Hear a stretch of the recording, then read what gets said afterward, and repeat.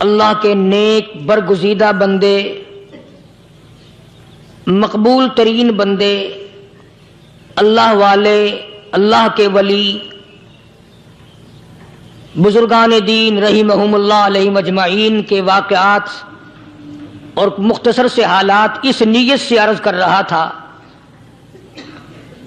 کہ ہمیں بھی اپنے گریبان میں جھانکنے کا موقع ملے، ہم لوگ بھی یہ سوچیں کہ یہ اللہ والے تھے، پیٹ بھی تھا، نفس بھی تھا، بیوی بھی تھی، بچے بھی تھے، پیاس بھی لگتی تھی، بھوک بھی لگتی تھی، کپڑا بھی درکار تھا، سردی گرمی بھی آتی تھی، ان لوگوں نے اللہ کی رضا کیسے حاصل کی؟ نیت میری کسی کی تردید مقصود نہیں، سمجھانے کے لیے کہتا ہوں جیسے سڑک پہ پیدل آدمی چل رہا ہو اور پاس سے کار گزرتی ہے تو دل میں خیال آتا ہے کہ میرے پاس بھی کار ہوتی۔ ان اللہ کے نیک بندوں کو دیکھ کر میں اور آپ کیوں نہیں سوچتے کہ میں بھی اللہ کا نیک بندہ بن جاتا؟ کوٹھی بنگلہ دیکھ کر، لمبا چوڑا کاروبار کارخانہ دیکھ کر آدمی کے دل میں آتا ہے یارو یہ کارخانے دار ہے، میں اس کا مزدور ہوں۔ تیرے دل میں یہ بات کیوں نہیں آتی کہ میں نماز بھی نہیں پڑھتا اور فلانا ساری رات سویا ہی نہیں؟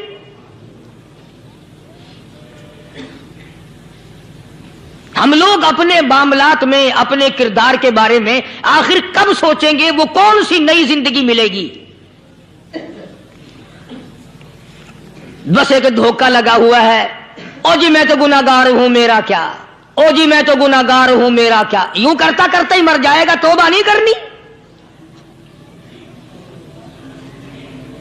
کوئی آدمی پلیت ہو اور وہ یہ کہتا رہے او یار میں تو پلیت ہوں، یار میں تو ناپاک ہوں، میرا کیا میں تو ناپاک ہوں۔ اللہ کے بندے پانی کے پاس جا، غسل کر، پھر ہی تو پاک بنے گا۔ اپنے آپ کو پلیت پلیت کہتا رہے یوں تو پاک نہیں بنے گا۔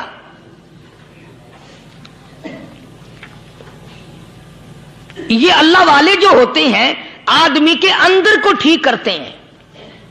جیسے ڈاکٹر کہتا ہے کہ اگر بلڈ پریشر کے مریض ہو تو نمک نہ کھاؤ، شوگر کے مریض ہو تو میٹھا نہ کھاؤ، بادی کے مریض ہو تو آلو نہ کھاؤ۔ اللہ والا کہتا ہے اگر تمہارے اندر شرک کی بیماری ہے تو خدا کے دروازے کے سوا کہیں نہ جاؤ۔ اللہ والے اندر کا علاج کرتے ہیں، روحانی علاج کرتے ہیں، اس بیماری کا علاج کرتے ہیں جو قبر میں کام آئے گی۔ جب اللہ والوں کی مجلس میں بیٹھو گے تو وہ تمہیں یہ بتائیں گے کہ نبی کی سنتوں کے پھول چھوڑ کر بدعت کے کانٹوں کی طرف نہ جاؤ۔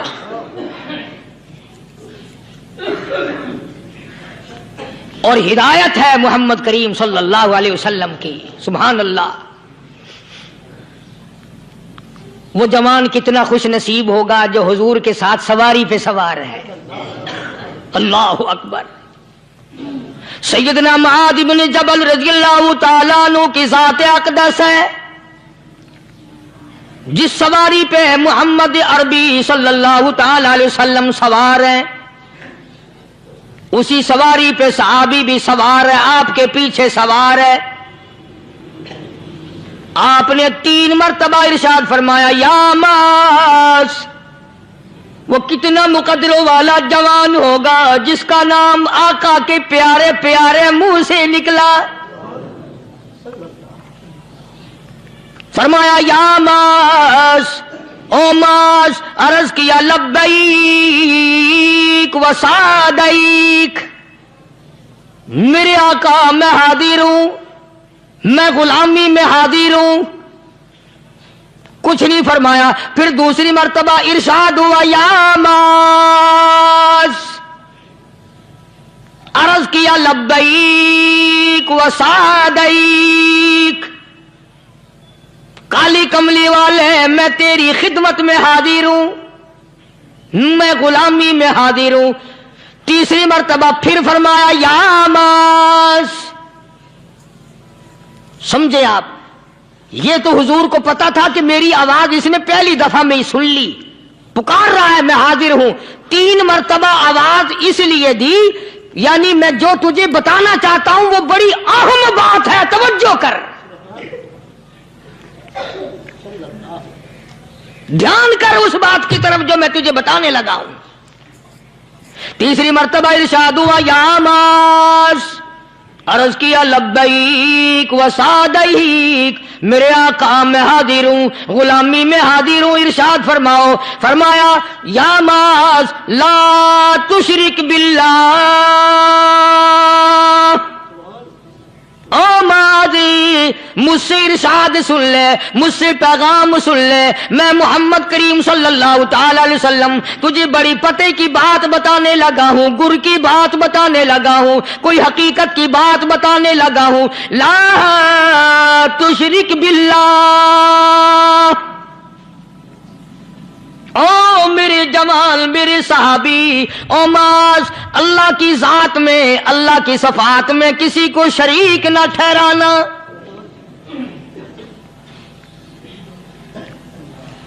کسی کو بگڑی بنانے والا نہ سمجھنا، کسی کو پریشانی دور کرنے والا نہ سمجھنا، زندہ کرنے والا، مارنے والا، فقیر بنا دینے والا، فقیر کو شہنشاہ بنا دینے والا اس کے سوا کوئی نہیں.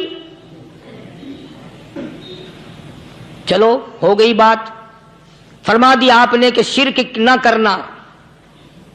اب ہماری بات سنو، ابھی حدیث کا جملہ باقی ہے جو محمد عربی صلی اللہ علیہ وسلم کی زبان مبارک سے نکلا، اہم بات باقی ہے. ٹھیک ہے فرما دیا، لیکن اب سوال کرو سرکار مدینہ صلی اللہ علیہ وسلم سے کہ جی اگر کوئی مصیبت کی وجہ سے کر بیٹھے، اگر کوئی پریشانی کے عالم میں آ کے کر بیٹھے، کوئی دکھوں کا مارا ہوا کر بیٹھے، تو صاف فرما دیا، فرمایا او معاذ ان قتلتا،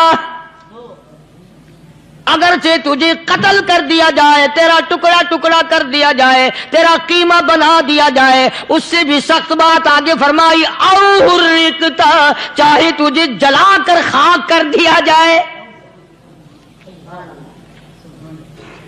تیرا قیمہ بنا دیا جائے، تجھے جلا کر راکھ بنا دیا جائے، کسی حال میں بھی تجھے شرک کرنے کی اجازت نہیں.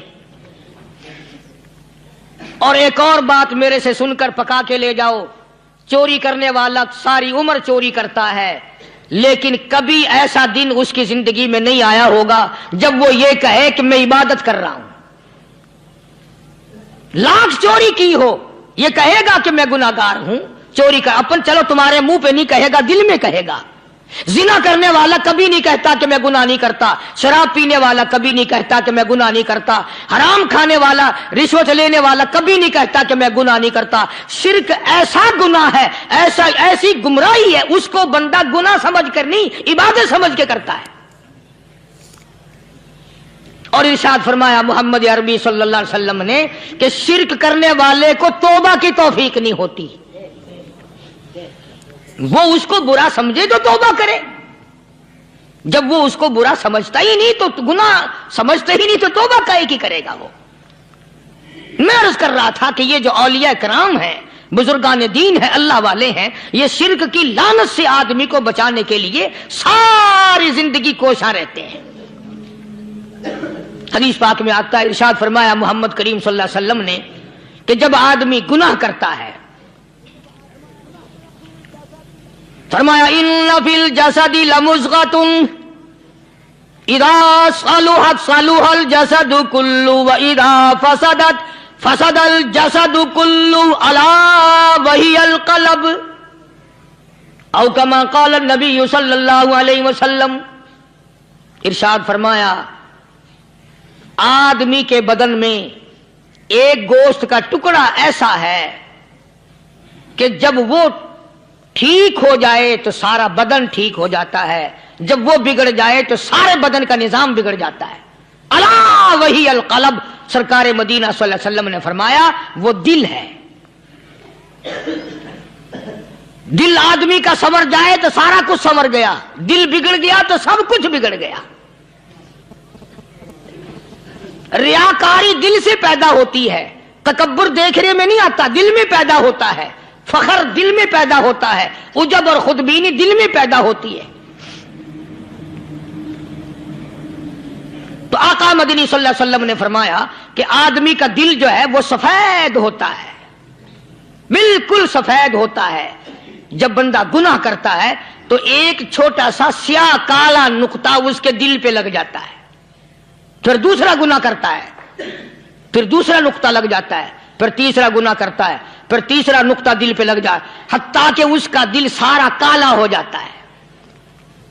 اور جب سارا دل کالا ہو جاتا ہے تو اس کے دل کے اندر پھر حق سمجھنے کی گنجائش نہیں رہتی، پھر وہ اتنا بگڑتا ہے کہ خلاف شرع کام کو وہ عبادت کہتا ہے، پھر وہ ڈھول دھماکے کو عبادت کہتا ہے، پھر وہ چمٹا کھڑکانے کو عبادت کہتا ہے، پھر وہ نشہ کرنے کو عبادت کہتا ہے، پھر وہ نماز نہ پڑھنے کو عبادت کہتا ہے، پھر وہ قرآن کے قریب نہ آنے کو عبادت کہتا ہے۔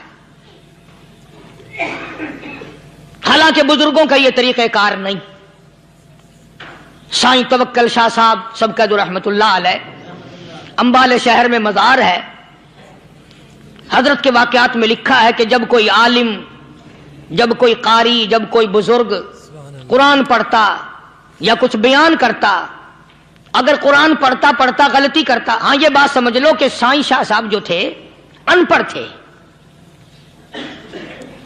عالم نہ تھے، پڑھے ہوئے نہیں تھے، لیکن اگر کوئی قرآن کی آیت غلط پڑھتا تو سائیں شاہ صاحب جو تھے وہ کہتے کہ تو نے غلطی کی ہے، اور اگر کوئی حضور کریم صلی اللہ علیہ وسلم کی حدیث پاک پڑھتا اس میں کوئی غلطی کر دیتا تو شاہ صاحب فرماتے کہ تو نے غلطی کی ہے۔ تو ایک دن مولویوں نے، عالموں نے، قاریوں نے مشورہ کر لیا اور کہنے لگے آؤ شاہ صاحب سے پوچھیں گے کہ ان کو یہ پڑھے ہوئے تو ہے نہیں، ان کو پتہ کیسے چلتا ہے، آیت غلط پڑھی گئی یا حدیث پاک غلط پڑھی گئی، ان کو پتہ کیسے چلتا ہے؟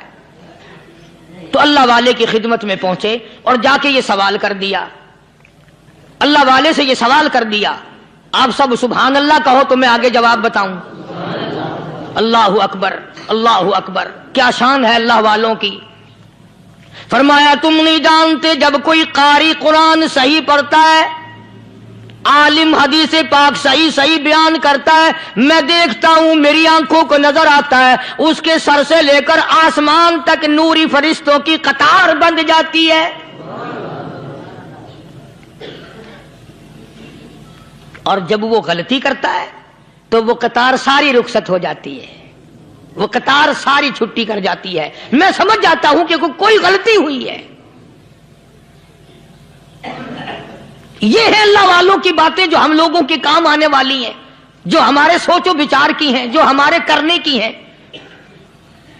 کہ کتنے دن ان حضرات کو فاقے کرنے پڑے، مصیبت جھیلنی پڑی، پریشانی اٹھانی پڑی تو پرواہ ہی نہیں کرتے تھے۔ مخلوق سے سوال کرنا ان حضرات کے یہاں بہت بری بات تھی، بلکہ نفحۃ الیمن ایک عربی کورس کی کتاب ہے، درس میں پڑھائی جاتی ہے عربی مدرسوں میں۔ ہم نے جب سبق پڑھتے تھے تو ایک واقعہ پڑھا تھا کہ کسی پہاڑ کی غار میں ایک اللہ والا رہتا تھا اور اللہ کرتا تھا ہر وقت، اللہ کی طرف سے کھانا آ جاتا تھا اور وہ کھا لیا کرتا تھا۔ تو خدا امتحان بھی کرتا ہے، آزمائش بھی کرتا ہے، دعا کیا کرو اللہ ہماری آزمائش نہ فرمائے، ہم لوگ آزمائش کے قابل کہاں ہیں۔ تو اللہ پاک نے جب اس اللہ والے کی آزمائش فرمائی تو 3 دن تک کھانا نہ آیا، 3 روز تک کھانا نہیں آیا۔ جب نہیں آیا تو بھوک نے ستایا، اور جب بھوک نے ستایا تو پریشانی ہوئی، اور جب پریشانی ہوئی تو دل میں خیال آیا کہ اب میرے لیے سوال کرنا جائز ہو گیا، اب تو میں بالکل بھوک نے تنگ کر دیا مجھے۔ تو پہاڑ سے نیچے اترے اور جا کر کے ایک مکان پہ سوال کر دیا، اور سوال یہ کیا کہ اللہ نام پہ مجھے کھانا چاہیے۔ ان گھر والوں نے 3 روٹیاں دے دی، ان گھر والوں نے 3 روٹیاں دے دی، اور یہ اللہ کا ولی لے کے چل دیا۔ تو جس گھر سے 3 روٹیاں ملی تھی ان کے یہاں ایک کتا بھی تھا، وہ اس ولی کے پیچھے پیچھے لگ گیا اور بھونکار قریب تھا کہ کاٹ کھائے پھاڑ کھائے۔ اللہ کے ولی نے سوچا کہ یہ تو بڑا ظالم کتا پیچھے لگ گیا، 1 روٹی اس کو پھینک دوں، 2 مجھے کافی ہو جائیں گی، یہ اپنا اس کی ہلے لگ جائے گا، مشغول ہو جائے گا، میں نکل جاؤں گا۔ یہ کتاب کی بات ہے، حدیث کی نہیں۔ تو نفحۃ الیمن کتاب میں واقعہ یوں لکھا کہ کتا 1 روٹی کھا کے پھر بھاگ کے اس ولی کو مل گیا، اور بہت بھونکار کاٹنے کے قریب ہوا تو پھر اللہ کے ولی نے سوچا کہ یار ایک ہی روٹی کافی ہو جائے گی، یہ تو پھر ظالم پیچھے ہو گیا، اس نے دوسری روٹی بھی اس کو پھینک دی۔ اللہ کی شان، کتا دوسری روٹی کھا کر کے پھر ولی کے پیچھے پیچھے، اس نے سوچا ایسی روٹیوں سے تو یوں ہی بھلے، وہ تیسری بھی پھینک دی، کتے نے تیسری بھی کھا لی، اور جب تیسری روٹی کھا کے کتا بھونکا، اب ولی کھڑا ہو کر غصے میں آ گیا اور کہنے لگا او کتے تجھے شرم نہیں آتی؟ عربی کا لفظ ہے وَمَا عَدِيمُ الْحَيَا، اور بغیرت کمینے، تیرے مالک نے 3 روٹیاں دی تھی، جس دروازے پہ تو رہتا تینوں کھا لی پھر بھی بھونکتا ہے، 3 روٹیاں میں نے تجھے دے دی پھر بھی بھونک رہا ہے۔ تو یوں لکھا اس کتاب میں کہ اللہ پاک نے کتے کو بھی زبان دی، اور وہ یہ کہنے لگا کہ ولی صاحب ذرا ٹھہرو، خود فیصلہ کرو، تم بے غیرت ہو یا میں بے غیرت ہوں، فیصلہ جناب کریں، میں کتا ہوں آپ ولی ہیں، جنت کے کھانے کھائے، ارے 3 دن نہ ملا تو آدمی کے دروازے پہ آ کے ماتھا گھسایا، جھولی پھیلائی، بھیک مانگی، مجھ سے قسم لے لو میں کتا ہوں، کئی مرتبہ 8 دن ٹکڑا نہیں ملتا، قسم لے لو اس دروازے کے سوا کبھی کسی دوسرے دروازے پہ نہیں گیا میں۔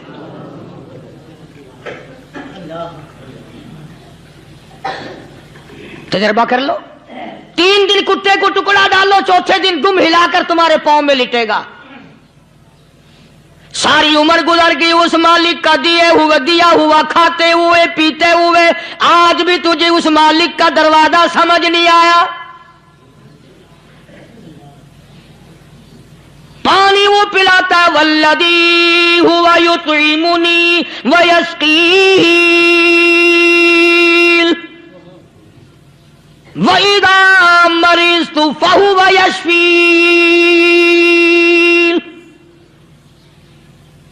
کتنا کھلاتا ہے، کتنے اعلیٰ درجے کے کھانے کھلاتا ہے، طرح طرح کے کھانے کھلاتا ہے،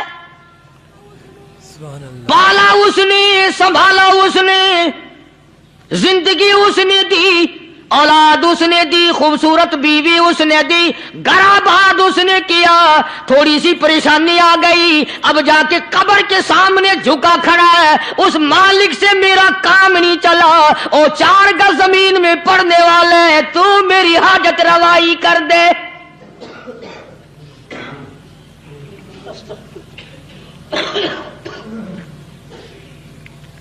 کون سے ولی نے یہ تعلیم دی، کون سے ولی نے یہ ترغیب دی؟ خواجہ قطب الدین بختیار کاکی رحمت اللہ علیہ، بابا فرید الدین شکر گنج رحمت اللہ علیہ کا پیر ہے۔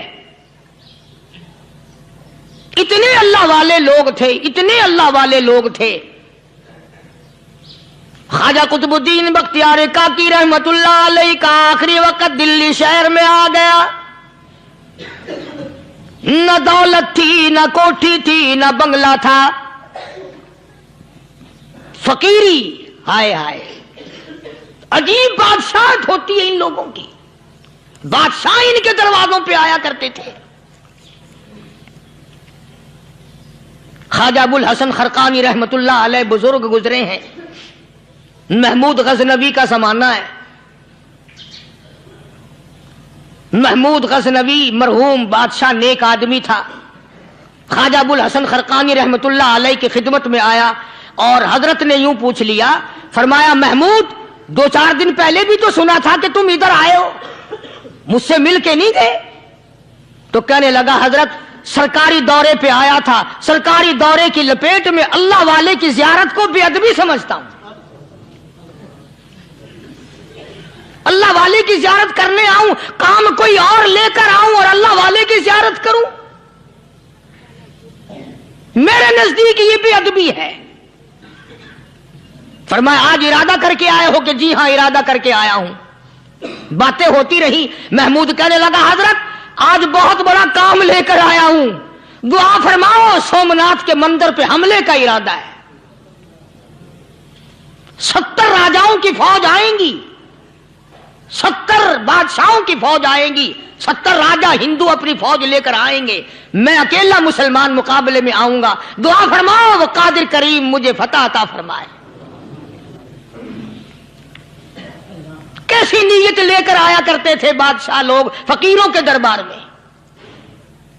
آج تو اگر کسی ولی کے پاس بھی جاؤ گے، میں نے مولانا عبیداللہ انور مدثلو سے پچھلے دنوں عرض کر دیا، میں نے کہا حضرت آپ اپنے گھر میں ہی رہتے ہیں، باہر نہیں نکلتے، کئی دن لوگوں کو نیکی ملے گی، زیارت ہوگی، تو فرمانے لگے قاری صاحب آپ کو کیا پتا ہے، بس اسی کام کے لیے لوگ آتے ہیں، ہماری اینٹ پڑ دو، ہم نے مکان بنانا ہے، ہمیں دکان کا تعویذ دے دو، ہمارے پیچھے دشمن لگ گیا، ہمارا مقدمہ ہو گیا، اور یوں تو کہنے کوئی بھی نہیں آتا، دعا کر دو اللہ میری قبر میں بھلائی فرما دے۔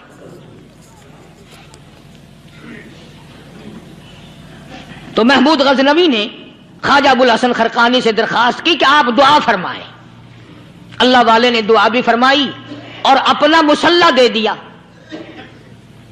یوں فرمایا محمود جب مشکل وقت آ جائے اس مصلی پہ کھڑے ہو کر 2 رکعت نماز ادا کرنا۔ پتہ چلا کہ اللہ کی مدد جو ہے وہ نماز کے ساتھ ہے۔ میں تمہیں بھی بتاتا ہوں، ولی تو میں نہیں، جب بھی کوئی پریشانی آئے، جب بھی کوئی تکلیف آئے، فرمایا استعینوا بالصبر والصلاۃ، نماز پڑھو انشاءاللہ آسانی ہوگی، صبر کر، نماز پڑھ، ان اللہ مع الصابرین،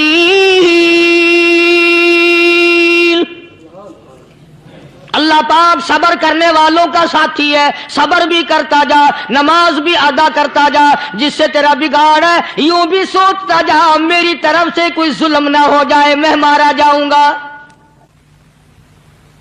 چھلا ساتھ لے کر چلا گیا اور اپنی فوج کو لے کر کے سومناتھ کے مندر پہ حملہ کر دیا۔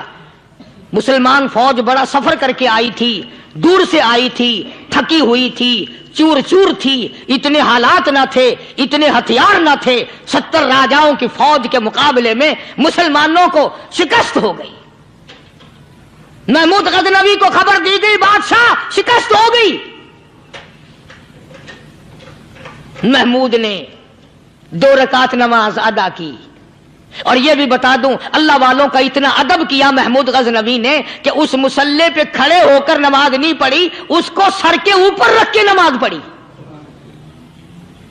مصلی اللہ والے کا سر پہ رکھ لیا اور نماز پڑھی خدا کے حضور میں، اور پھر سر سجدے میں رکھ دیا۔ او میرے پروردگار بے نیاز خالق و مالک، میں گناہگار سہی، میں سیاکار سہی، میں تیرا بندہ ہوں۔ او میرے مولا مقابلہ کفر سے ہے، حق پرستوں کی نہ کی تو نے گر دل جوئی نہیں، تانا دیں گے بت کے مسلم کا خدا کوئی نہیں۔ او میرے پروردگار آج مجھے ذلیل نہ کر، آج میری شکست نہ کر، آج مسلمانوں کو شکست نہ دے۔ اور بے نیاز پروردگار کافر کہیں گے ان کا خدا کہاں گیا؟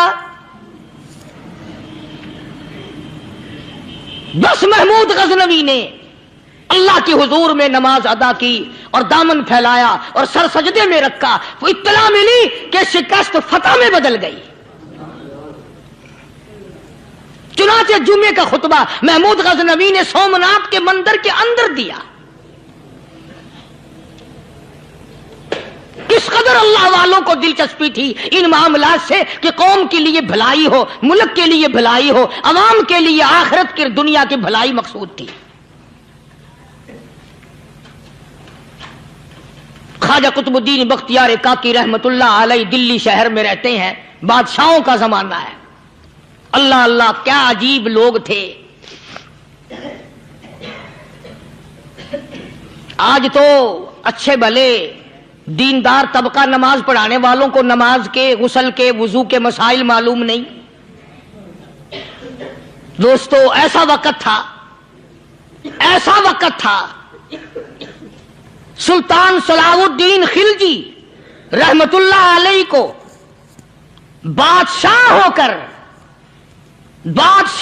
کر عربی کی بہت بڑی 4 جلدوں میں کتاب ہے ہدایہ، بادشاہ صلاح الدین خلجی کو زبان نہیں آتا، اتنی بڑی عظیم کتاب زبان نہیں آتی۔ وہ بادشاہ بھی ہوا کرتے تھے اور ولی بھی ہوتے تھے۔ سلطان عالمگیر رحمت اللہ علیہ بہت بڑا بادشاہ ہو کر، اورنگزیب ہے، عالمگیر ہے، اتنا بڑا عظیم بادشاہ، مگر حضور کریم صلی اللہ علیہ وسلم کی 5000 حدیثیں پاک اس بادشاہ کو زبان نہیں آتی، اور قرآن کا حافظ تھا، قرآن کا قاری تھا، قرآن کا عالم تھا، قرآن کا مفسر تھا، ولی بھی تھا، بادشاہ بھی تھا، اللہ والا بھی تھا، اور اتنا خوف تھا دل میں تمہیں کیا بتاؤں۔ اللہ اکبر، بادشاہ ہو کر کے کپڑا خریدا، مزدوری کر کے کپڑا خریدا بادشاہ نے، اور کپڑا خرید کر اس کی ٹوپیاں اپنے ہاتھوں سے سی۔ عالمگیر رحمت اللہ علیہ نے اس کی ٹوپیاں اپنے ہاتھوں سے سی، اور چاندنی چوک دلی میں کھڑے ہو کر فروخت کی، بیچی، 6-7 روپے جمع کر کے ایک تھیلی میں بند کر کے اوپر لکھا عالمگیر کا کفن ان پیسوں سے خریدا جائے۔ کبھی ہم نے بھی سوچا، جو رشوت مارنے والا آدمی ہے، بتاؤ اس کے لیے کفن کہاں سے اچھے پیسے تلاش کر کے لایا جائے گا؟ رشوت کا ہی کفن ملے گا نا۔ جو آدمی ملاوٹ کر کے پیسے کماتا ہے، فنکاری کر کے پیسہ کماتا ہے، دغا اور فریب کر کے پیسے کماتا ہے، تو آج ہمارا کفن بھی صحیح نہیں، کفن بھی دغا والا، فریب والا، ملاوٹ والا۔ بلکہ تم تو کہتے ہو کہ آج کل کھانے کے لیے خالص کچھ نہیں ملتا، میں کہتا ہوں میت کو غسل دینے کے لیے پانی خالص نہیں ملتا، یہ جو ہم موٹریں نلکے لگاتے ہیں یہ پیسے کون سے ہمارے خالص ہیں؟ جو صابن میت کو مل رہی ہیں کون سے پیسوں کا خریدا ہوا ہے؟ جو خوشبو میت کو لگ رہی ہے کون سے پیسوں کی خریدی ہوئی ہے؟ جو کفن پڑ رہا ہے وہ کیسے پیسوں کا کفن ہے؟ اور میں آگے بڑھ کر کے کہتا ہوں جو کندھوں پہ اٹھائے جا رہے ہیں وہ کون سے کتب ہیں، کون سے ابدال ہیں؟ جس نے میت کو غسل دیا ہے کبھی معلوم کیا کہ وہ کتنا بڑا نیک آدمی ہے؟ یہ تو ہمارے آخری وقت کا حال ہے، اور اس طرف کسی کا دھیان نہیں، سوچ نہیں، بچار نہیں، قطعی طور پر اندھے ہو جاتے ہیں۔ او میاں ٹھیک ہے جو کچھ ہو رہا ہے۔ اچھا ایک بات عرض کروں، اللہ تبارک و تعالیٰ کے یہاں جب ہم جائیں گے، اگر اور سارے معاملات کو چھوڑ دو، اللہ پاک یہی پوچھ لے کہ میاں یہ کفن جو پہن کے آیا یہ کیسا ہے؟ یہ جو کفن پہن کے آیا یہ کیسا؟ ہم کیا جواب دیں گے؟ بادشاہ عالمگیر رحمت اللہ علیہ نے تھیلی پہ لکھ کر کے بند کر کے رکھ دیا، جب میرا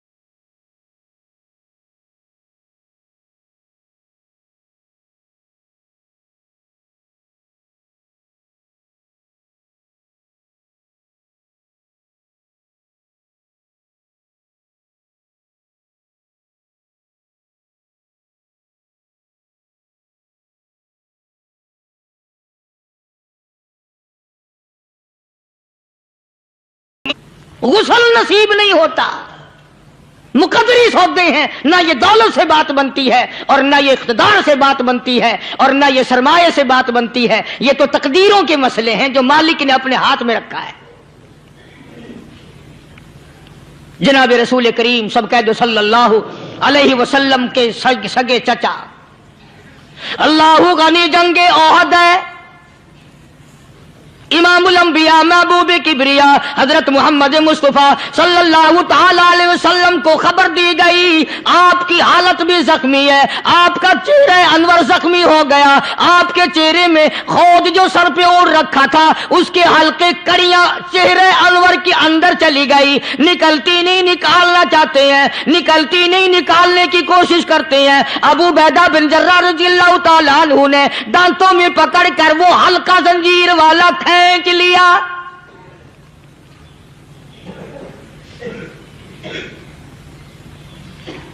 اللہ غنی उधर खून का फुंवारा छूटा, खून का फुंवारा छूटा। अल्लाह, अर्शे इलाही से आवाज आई, जिब्रील।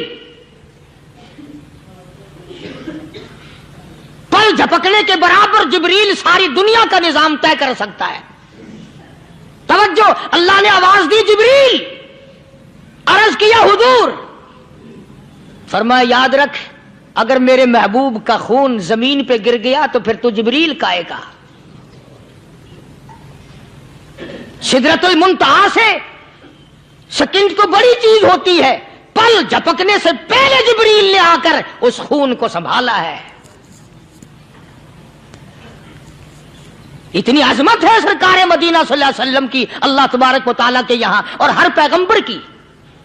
इब्राहिम अलैहिस्सलातु वस्सलाम को वक़्त के बादशाह ने मंजनीक में बिठाकर यूं आग में फेंक दिया, उस मिंजनीक में से, पंगूड़े में से खलील निकल चुका। आवाज आई, जिब्रील। जवाब मिला, हुजूर, कि मेरा खलील को क्या हुआ? हजरत जिब्रील को हुक्म हुआ, याद रख, अगर खलील का एक बाल भी जल गया तो तू जिब्रील किस काम का? अल्लाह तबारक व तआला के फरिश्ते ने पहले पहुंचकर आग पे पर बिछा दिए।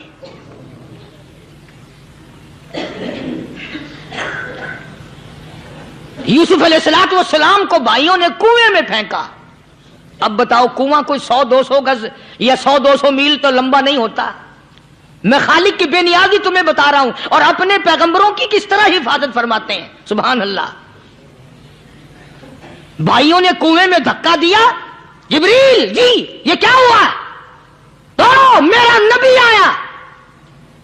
मेरे नबी के कुएं में जाने से पहले तख्त बिछा दे। जिब्रील ने पर बिछाकर तख्त बना दिया। वो तो यूं बचाता है, वो तो यूं संभालता है। अबू बैदा बिन जर्रा रजी अल्लाह ताला अन्हु ने सरकार मदीना सल्लल्लाहु अलैहि वसल्लम के चेहरे अनवर में से वो जो जंजीर कड़ी खींची, अल्लाह अल्लाह, अबू बैदा के 2 दांत नीचे के, 2 ऊपर के, 4 दांत निकल गए। आज हमारे दांतों को कीड़े खा जाते हैं, खोखरें बन जाती हैं, निकल जाते हैं। अबू बैदा, तू कितना खुश नसीब जवान है, तेरे 4 दांत तो निकल गए, पर हुजूर सल्लल्लाहु अलैहि वसल्लम की तकलीफ को तूने दूर किया। यानी आका की खिदमत करते हुए अबू बैदा के दांत निकल गए। उधर अपनी तकलीफ आई, इधर पता चला काली कमली वाले सल्लल्लाहु ताला अलैहि वसल्लम, तेरे चाचा का हाल ठीक नहीं। सल्लल्लाहु अलैहि वसल्लम बड़ा सदमा पहुंचा, बड़ा रंज पहुंचा। एक बात करता हूं, तवज्जो करके लिख के ले जाओ, काम आएगी। बेटियों को बताओ, बहनों को बताओ। सरकार की नजर पड़ी, सरकार की नजर पड़ी। हजरत सफिया रजी अल्लाह ताला अन्हा, हुजूर की बुआ, हुजूर की फूफी, हजरत जुबैर रजी अल्लाह ताला अन्हु की अम्मा, अमीर हमजा रजी अल्लाह ताला अन्हु की बहन दौड़ी दौड़ी आती है। पता चला ना मदीने में कि भाई का हाल ठीक नहीं, शहीद कर दिया गया। औरत जात दौड़ी दौड़ी आई। हुजूर ने फरमाया, जुबैर कौन औरत है, जाके रोको, लाश का हाल ठीक नहीं, कपड़े फाड़ेगी, जजा फजा करेगी, मैंने सुना है लाश का हाल ठीक नहीं है। हजरत जुबैर ने आके रोका, करीब आकर पहचान लिया, हजरत जुबैर की अम्मा थी। उन्होंने कहा, अम्मा इजाजत नहीं, आगे ना जाओ। हजरत सफिया अरब की तकड़ी माई, मारा गुस्सा जुबैर को, ओ परे फेंक दिया। कहने लगी, हाथ एक तरफ, मैं अपने भाई को देखने ना जाऊं। जुबैर को तो मुक्का मार के परे फेंक दिया। और लोगों तवज्जो करो, गुलाम आप भी बनते हैं, गुलाम मैं भी बनता हूं। खुदा की कसम टाइम पे गुलामी का पता चलता है। फिर जुबैर कहने लगा, अम्मा हुजूर ने मना फरमाया, आगे ना जा, हुजूर ने मना फरमाया। खुदा की कसम जिम्मेदारी से कहता हूं, उलमा ने लिखा है, हजरत सफिया ने जो पैर कदम आगे रखने के लिए उठाया हुआ था वो आगे नहीं रखा, पीछे हट के रखा है। मेरे नबी के फरमान के खिलाफ ना हो जाए, मेरे नबी के इरशाद के खिलाफ ना हो जाए। अगर खिलाफ हो गया तो मैं मारी जाऊंगी। और वहीं रुक गई, कहने लगी, और जुबैर बेटे जाओ, میرے محبوب سرکار مدینہ صلی اللہ تعالی علیہ وسلم سے جا کے کہو میں نے لاش کا حال سن لیا ہے، مجھے سب کچھ پتا چل گیا ہے، جا کے کہو بے شک میں عورت ہوں لیکن گھبراؤں گی نہیں، جب سے میں نے تیرا کلمہ پڑھا ہے میں نے صبر کرنا بھی سیکھ لیا ہے۔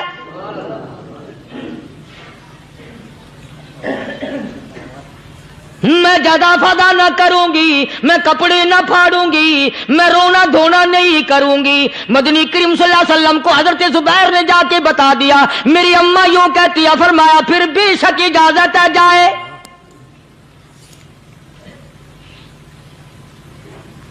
آج کی کوئی مائی ہوتی اتنا حال دیکھ کر بھائی کا نہ جانے ہارٹ فیل ہو جاتا۔ صفیہ نے آ کے دیکھا اپنے بھائی سیدنا امیر حمزہ کے دونوں کان نہیں، ناک نہیں، لب نہیں، 11 ٹکڑے ہوئے پڑے ہیں، روتی نہیں، گھبراتی نہیں، دھڑام سے گرتی نہیں، چہرہ نہیں پیٹتی، ماتم نہیں کرتی، کھڑی ہو گئی، کہنے لگی آ میرے پروردگار میرے بھائی کی قربانی قبول فرما، میرے بھائی کی قربانی کے صدقے میں میرا بھی بیڑا پہاڑ کر دے۔ اور خبر تو مل گئی تھی نا کہ کپڑے بھی اتار کر لے گئے، بغل میں سے 2 چادریں نکالی ہیں، بغل میں سے 2 چادریں نکالی کہ میرے بھائی کو کفن دے دینا۔ یوں جو نظر پڑی ایک انصاری نوجوان رضی اللہ تعالی عنہ، وہ بھی ننگا پڑا ہے، کافر اس کو بھی شہید کر کے گر گئے۔ مسلمانوں ذرا اندازہ لگاؤ، یہ بھی مسلمان تھے، یہ بھی نبی کے عاشق تھے، یہ بھی دیوانے تھے، ایسے وقت میں بھلا ایسی بات کس کو سوجھے؟ ماں جایا بھائی ہو، سگا بھائی ہو، اچھی محبت اور تعلق ہو بہن بھائی کا، اور سید الشہداء حضور نے فرمایا ہو وہ ننگا پڑا ہے، 11 ٹکڑے ہوئے پڑے ہیں، ایسے وقت میں ایسی بات کون سوچے؟ صفیہ کہنے لگی لوگو ایک چادر اس بھائی کو دو جو میری ماں کے پیٹ سے پیدا ہوا، ایک چادر اس بھائی کو دو جو محمد کے کلمے نے میرا بھائی بنا دیا ہے، جو میرے نبی نے کے کلمے نے میرا بھائی بنا دیا ہے۔ کل قیامت میں خدا یہ نہ فرما دے صفیہ کفن دینے آئی، خیرات دینے آئی تو اپنے کو دے کے چلی گئی۔ اب ان میں ایک چادر ہے چھوٹی اور ایک ہے بڑی، پھر کہنے لگی میری چادریں واپس کر دو، ایسا نہ ہو میرے بھائی کو بڑی مل جائے دوسرے بھائی کو چھوٹی مل جائے، اللہ پاک کل یہ نہ فرما دے اگر کفن دینے بھی آئی تو اپنے کو بڑی دوسرے کو چھوٹی، یہ اللہ کی رضا والا تو کام نہیں۔ قرہ اندازی کی، سگے بھائی سیدنا امیر حمزہ رضی اللہ تعالی عنہ کے حصے میں چھوٹی چادر آئی اور اس انصاری جوان کے حصے میں بڑی چادر آ گئی۔ چنانچہ جب محمد عربی صلی اللہ تعالی علیہ وسلم تشریف لائے تو حضور کو اتنا صدمہ پہنچا، میری مستقل کیسٹ ہے سیدنا امیر حمزہ رضی اللہ تعالیٰ عنہ کے عنوان پر، آپ لوگ اسے خرید کے سنیں۔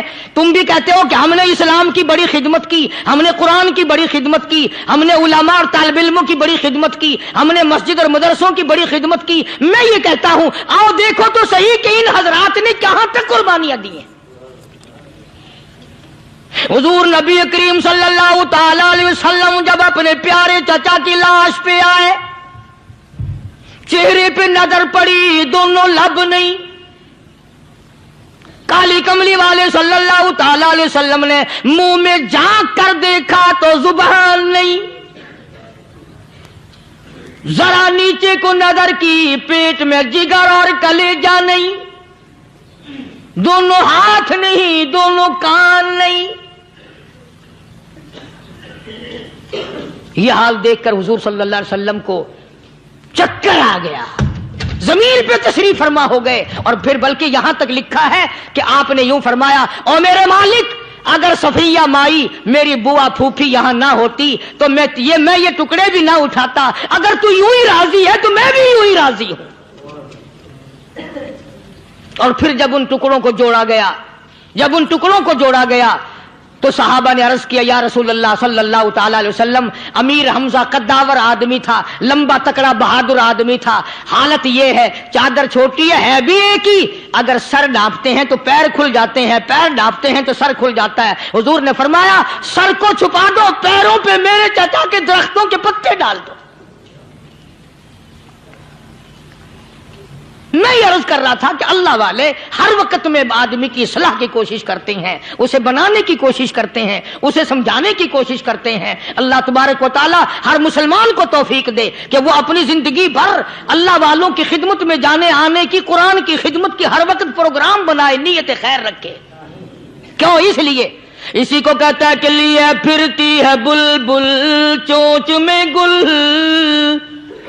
لیے پھرتی ہے بلبل چونچ میں گل، اور ڈھونڈتی ہے شہید ناز کی تربت کہاں ہے، تلاش کرتے ہیں جانور پرندے کہاں پر اللہ کی رحمت برس رہی ہے۔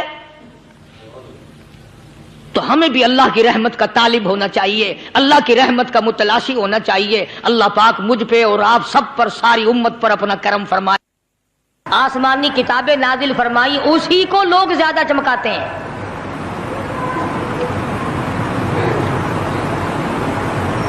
خدا اس بات کو گوارا ہی نہیں کرتا کہ میری طرف سے بغیر میرے اعلان کے کوئی ذرہ برابر اعلان کر سکے۔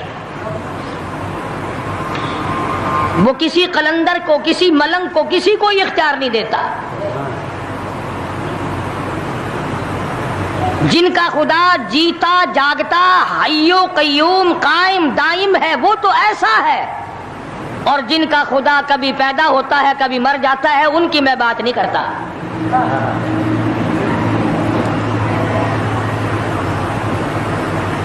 پروردگار عالم نے ایک طریقے کا سوال کر دیا، اگر تم میرے معاملات میں شریک کار بنتے ہو تو آؤ پھر ایک ناخون بنا کے دکھاؤ، ایک بال بنا کے دکھاؤ، درخت کا ایک پتا بنا کے دکھاؤ، پتھر کا ایک روڑا بنا کے دکھاؤ، مٹی کا ایک ذرہ بنا کے میرے سامنے لاؤ۔ پروردگار عالم نے فرمایا چلو تم سے گائے کیا بنواؤں گا، بھینس کیا بنواؤں گا، بکری کیا بنواؤں گا، زمین و آسمان تم کیا بناؤ گے، چاند سورج ستارے کیا بناؤ گے، انسان تو بنانا تمہارے بس کا کام کہاں ہے۔ لَن يَخْلُقُوا ذُبَابًا، تم مجھے مکھی کا ایک پر بنا کے تو دکھاؤ۔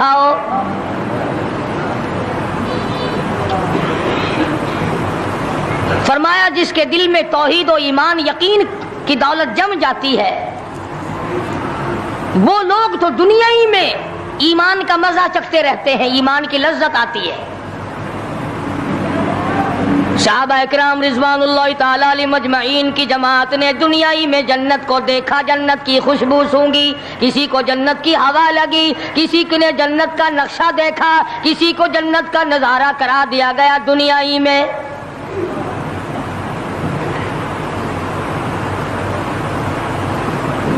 خوش نصیب تھے وہ لوگ جنہوں نے محنت سے اپنی آخرت کو بنایا، اپنی قبر کو بنایا، اپنی تمام تر زندگی میں کبھی بے فکری سے بسر نہ کی، رات کو سوچا، دن کو سوچا، صبح کو خیال کیا، شام کو خیال کیا۔ یہ ناپائیدار زندگی ہے، یہ ختم ہونے والی زندگی ہے، اس لیے مجھے دائمی زندگی کی کچھ تیاری کرنی چاہیے۔ ان لوگوں نے کمائی کی اور محمد کریم صلی اللہ تعالی علیہ وسلم کے ساتھ رہے، دنیا میں ان کو جنت کے مزے آیا کرتے تھے۔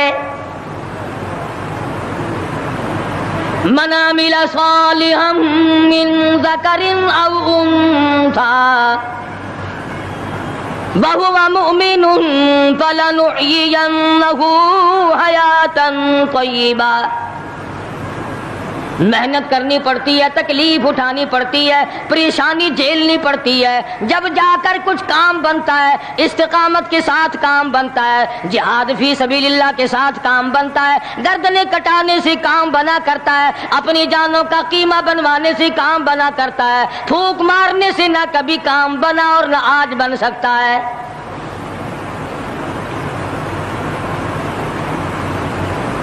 علماء کرام میں بے شمار لوگ اس قسم کے آئے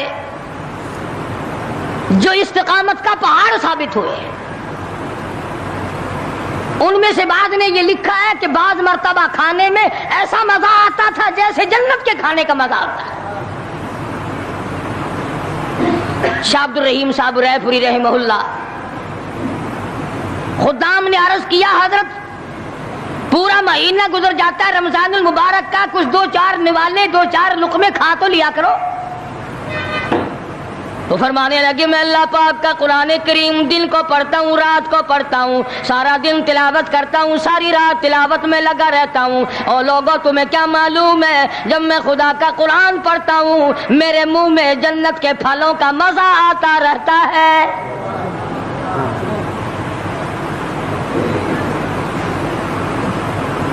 صحابی ہے مدنی کریم صلی اللہ تعالی علیہ وسلم کا، احد پہاڑ کی طرف جا رہا ہے، ایک دوسرا صحابی سامان لے کے لینے کے لیے واپس آ رہا ہے، وہ جانے والا پوچھتا ہے کدھر چلا؟ کہتا ہے مجھے فلانا کام ہے۔ پوچھا تم کہاں چلے؟ کہتا رب ذوالجلال کی قسم احد پہاڑ سے جنت کی خوشبو آ رہی ہے۔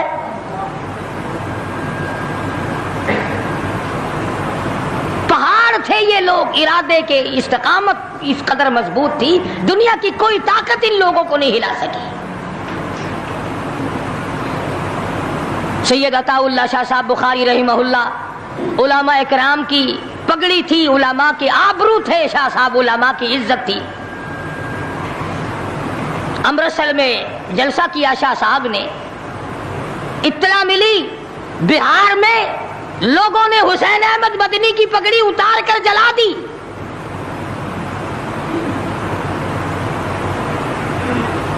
بخاری نے جلسہ کیا، لوگوں نے جستجوانہ نگاہوں سے دیکھا کہ آج بخاری سٹیج پہ ننگے سر کیوں آیا؟ فرمایا ہاں جو کچھ نگاہوں سے پوچھ رہے ہو سمجھ گیا ہوں، تم یہی کہتے ہو نا کہ میں ننگے سر کیوں آیا ہو جب حسین احمد کی پگڑی تم نے اتار دی، بخاری اوڑھ کر آنے والا کون ہوتا ہے؟ آج تک دیکھو ان بہاریوں کو تم کہاں کہاں یہ دھکے کھاتے پھرتے ہیں۔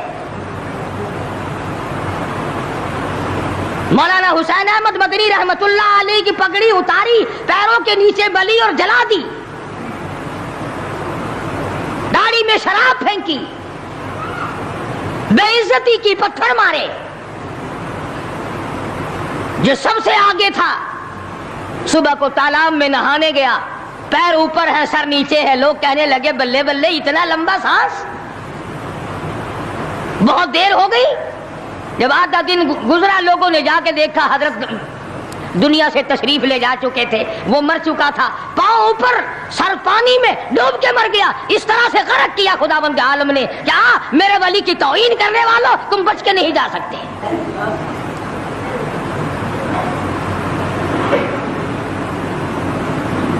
جلندھر کے اسٹیشن پہ مولانا کی توہین کرنے والا یہاں فیصل آباد میں آیا، لوگوں نے اٹھا کر بھٹے کی چمنے میں ڈال کر خاک کر دیا۔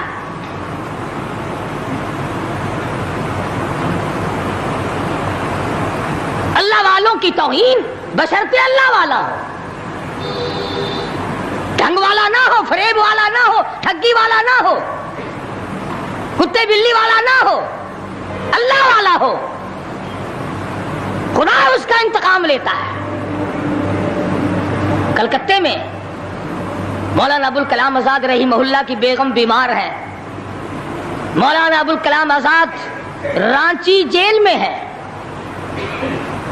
بیگم آزاد نے خط لکھا، اطلاع دی میں بڑی شدید بیمار ہوں، ایسا معلوم ہوتا ہے میرا آخری وقت ہے، مجھے آ کر کے مل جاؤ، بڑی جلدی ہے، میری بڑی تمنا ہے، بڑی آرزو ہے۔ مولانا نے جواب دے دیا اگر تیرا آخری وقت قریب ہے کلمہ پڑھتی چلی جا، استغفار کرتی چلی جا، قرآن کریم کی تلاوت کرتی کرتی رخصت ہو جا، اللہ اللہ کرتی رخصت ہو جا، میں تجھ سے ملنے کے لیے انگریز ظالم کے سامنے ضمانت کی بھیک مانگنے کو تیار نہیں۔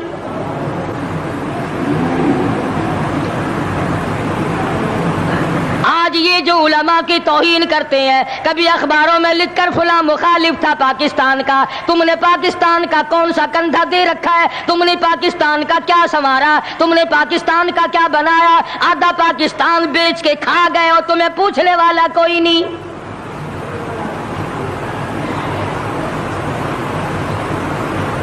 مولانا ابوالکلام آزاد رحمہ اللہ نے جواب دے دیا، وہ ایسے خوددار لوگ تھے، وہ ایسے اللہ والے لوگ تھے کہ انہوں نے ظالم کے سامنے ضمانت کی بھیک مانگنے سے انکار کر دیا۔ اور یہ صرف ایک یہ نہیں، اس قسم کے ہزاروں تھے۔ مسٹر ٹامسن فرانسیسی مورخ لکھتا ہے، دلی کے چاروں طرف، دلی سے آگرہ تک، دلی سے پانی پت تک، دلی سے مراد آباد تک، دلی سے غازی آباد تک، چاروں طرف کم سے کوئی درخت کا ٹہنا ایسا نہ تھا جس پہ کسی عالم دین کی لاش نہ لٹکی ہو۔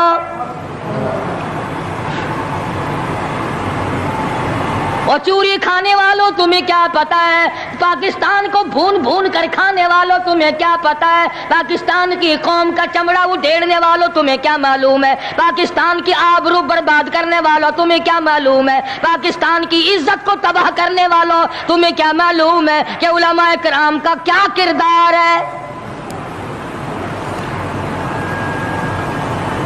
400 عربی مدرسے تھے دلی کے چاروں طرف، ایک بھی طالب علم باقی نہ رہا، نہ ناظم کو رہا، نہ محتمم رہا، تمام کے تمام پڑھنے والے، پڑھانے والے، اساتذہ بھی، طالب علم بھی، تمام کے تمام انگریز ظالم سے ٹکرا کر شہید ہو گئے۔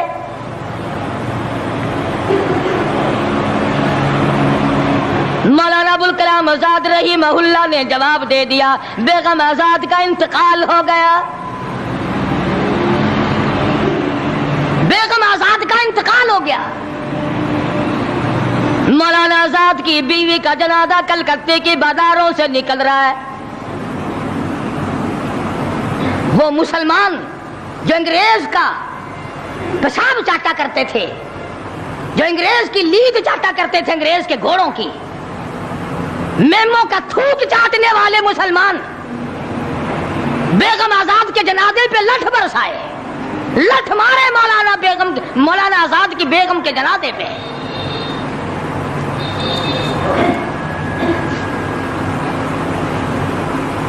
بجائے ایک اللہ والی کے جنازے میں شرکت کرتے۔ آج بھی یہ اخباروں والے کبھی کہتے ہیں ہندوستان میں مسلمانوں کے ساتھ یوں ہو رہا ہے، دیوبند میں یوں ہو، تم اپنی تو بات کرو، تمہارے یہاں کیا ہو رہا ہے؟ کون سی رات ہے جس میں ڈاکہ نہیں، کون سا دن ہے جس میں ایکسیڈنٹ نہیں، کون سی گھڑی ہے جس میں کسی مسلمان کے کلیجے کو تم چیر کر نہیں کھاتے؟ دوسروں کی باتیں کرتے ہو اور تمہارے پاس پیسے حرام کے ہیں، تم اخبار پڑھے بغیر جی نہیں سکتے۔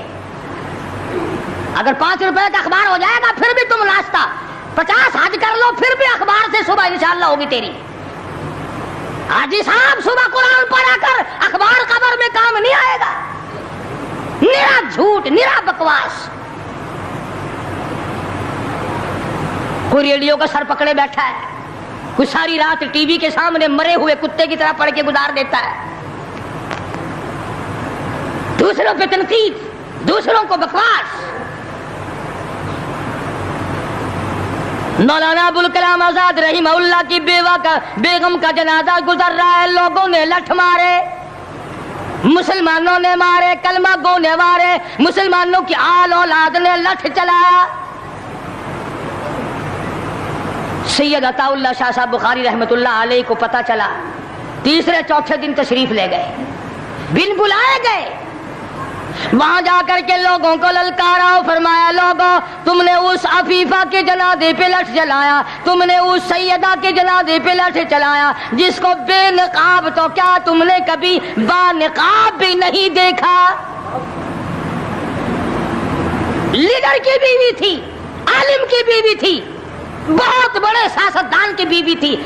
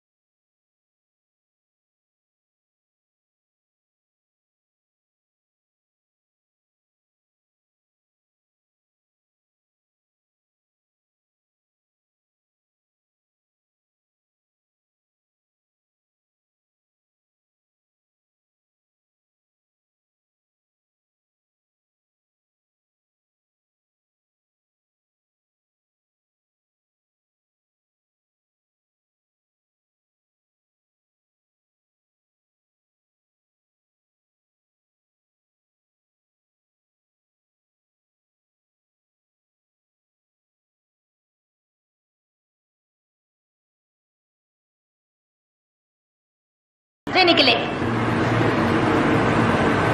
ہر وقت اطلاع دی گئی تشریف لاؤ، آ کے جنازے میں شرکت کرو، اماں کا چہرہ دیکھ لو، اماں کو اپنے ہاتھوں سے دفن کر دو.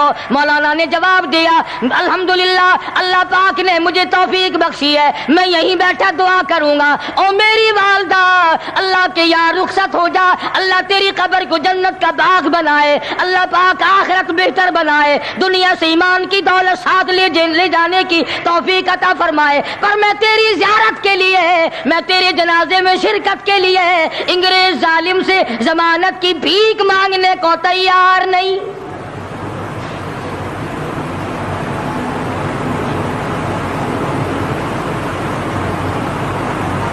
150-125 سال علماء دین انگریز ظالم سے ٹکرائے، مراٹھوں سے ٹکرائے، ڈوگروں سے تمام ان ہندوؤں سے، سکھوں سے، ڈوگرا پارٹی جو تھی اس سے ٹکرائے، تمام سے. شاہ اسماعیل شہید، مولانا سید احمد بریلوی رحمت اللہ علیہ، ان حضرات نے جہاد کیا اور لاکھوں آدمی ان کے ساتھ ہو کر شہید ہوا.